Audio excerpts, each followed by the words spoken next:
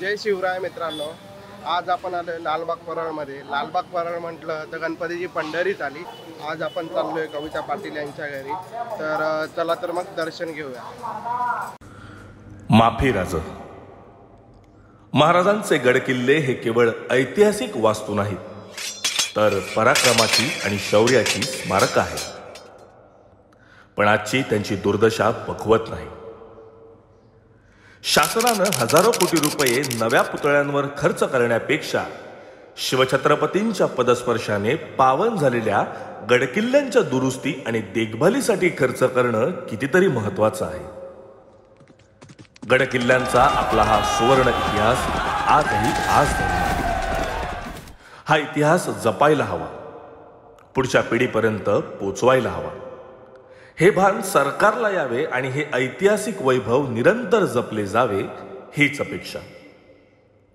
बा देवा गणराया, महाराजांचं हे स्वराज्य वाचवणं आता तुझ्याच हातात आहे. नमस्कार मित्रांनो, आज आपण आलोय कविता पाटीलच्या घरी आणि तिचं डेकोरेशन बघू शकतात. मस्त झाल्याने अप्रतिम डेकोरेशन झाले. सर्वात महत्त्वाची गोष्ट, तिने या डेकोरेशनमध्ये रायगड साक्षात साकारलाय. तर त्या रायगडबद्दलच आपण तिला विचारूया. कविता, हे डेकोरेशन बद्दल आम्हाला थोडीशी माहिती दे. पहिले तर धन्यवाद, तुम्ही आलात. रायगड बनवण्याचं कारण म्हणजे आम्ही दरवर्षी आमच्या बाप्पाच्या माध्यमातून काही ना काहीतरी संदेश देतच असतो. अच्छा. पहिलं तर आम्ही मुंबईचा डबेवाला, आठवणीतली बीडीडीचा, असं काही ना काहीतरी करत असतो की त्याच्या माध्यमातून सगळ्यांना संदेश पोहोचावा. आता ह्या वेळेला रायगड किल्ला म्हणजे महाराजांचं प्रतीक. ओके.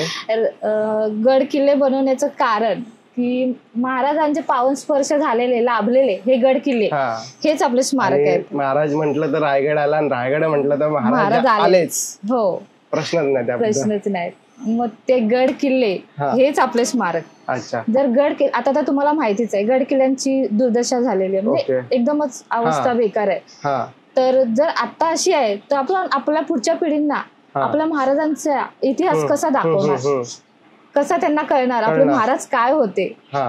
मग आमचं शासनाकडे एकच मागणं आहे की तुम्ही स्मारकांना खर्च करण्यापेक्षा आपल्या गड किल्ल्यांकडे लक्ष द्यावे, हीच विनंती. अच्छा, म्हणजे रायगड साक्षात साकारण्याचा हेतू एकच आहे की लोकांकडे रायगडकडे लक्ष द्यावे आणि जी दुर्दशा रायगडची झाली येणाऱ्या पिढींना ते लोकांना कळलं पाहिजे की महाराज काय होते, त्यांचा इतिहास काय होता आणि त्यांनी कशा प्रकारे लढाई केली हे लोकांपर्यंत पोहोचल्या पाहिजे. हा प्रामाणिक हेतू कविताचा आहे असं मला वाटतं आणि त्यामुळे तिने रायगड हा साक्षात साकारलाय. मला अजून एक प्रश्न विचारायचा कविता, ह्या मूर्तीबद्दल तुला काय सांगावं असं वाटेल? मी मूर्ती बघितली, मला खूप मस्त आणि गोड मूर्ती वाटली.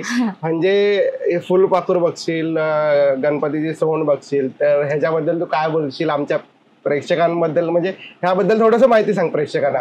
आमचा म्हणजे बाप्पा म्हणजे गोडच आहे, कारण की पाटलांचा गोड बाप्पा असं आमच्या बाप्पाचं नाव आहे, आमचा पेज पण आहे. मग बाप्पा हे निसर्गाच्या गडाच्या खाली निसर्गाच्या सान्निध्यात आहे आणि हे बटरफ्लाय हातामध्ये घेऊन आहे आणि हे तेच म्हणजे ती एक थीम आहे की निसर्गाच्या ह्याच्यामध्ये बाप्पा ते खेळतोय, म्हणजे बाल स्वरूपातली मूर्ती खेळतोय, बटरफ्लाय म्हणजे फुलपाखरू सोबत खेळतोय असं, म्हणजे ते एक रूप आहे. ओके. आणि मला अजून एक प्रश्न विचारायचा आहे कविताला की हे डेकोरेशन उभं करायला किती दिवस लागले?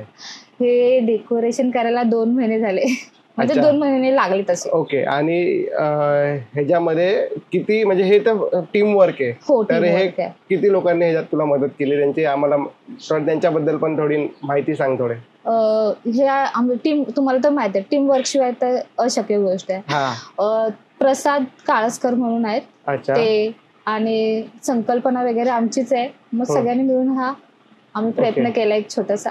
ओके. आता एक लास्टचा प्रश्न कवितेला विचारू आपण की यावर्षी लोकांना तू काय मेसेज देशील? गेले आता घरोघरातून हे मेसेज जातात आहे, तर तुला एक काय वाटतं की मेसेज गेला पाहिजे लोकांपर्यंत? लोकांपर्यंत एकच मेसेज गेला पाहिजे की सर्वच म्हणजे गड किल्ल्यांबद्दल आपण गडावरती जातो तर जसं शासनाचं काम आहेच, पण तेवढं आपलं पण काम आहे की गड किल्ल्यावरती गेले तर प्लॅस्टिकची बॉटल किंवा काही घेऊन जातो पण प्लॅस्टिक वगैरे ते अवॉइड करावं. आणि जरी घेऊन गेले तर ते परत येताना घेऊन सांगते यावे की गड किल्ले आपले स्वच्छ राहावे. हा माझा एकच मेसेज आहे. तर मित्रांनो, अशा प्रकारे आपलं खूप चांगलं दर्शन झाले आणि कविताकडून पण आपल्याला खूप चांगली रायगडबद्दल म्हणजे ह्या डेकोरेशनबद्दल आपल्याला माहिती कळाली. तर तुम्हाला असेच खूप छान छान व्हिडिओ बघायचे असतील तर माझ्या अस्तित्व टॉक्स या चॅनलला लाईक आणि सबस्क्राईब करा आणि भेटूया पुढच्या व्हिडिओमध्ये. थँक्यू.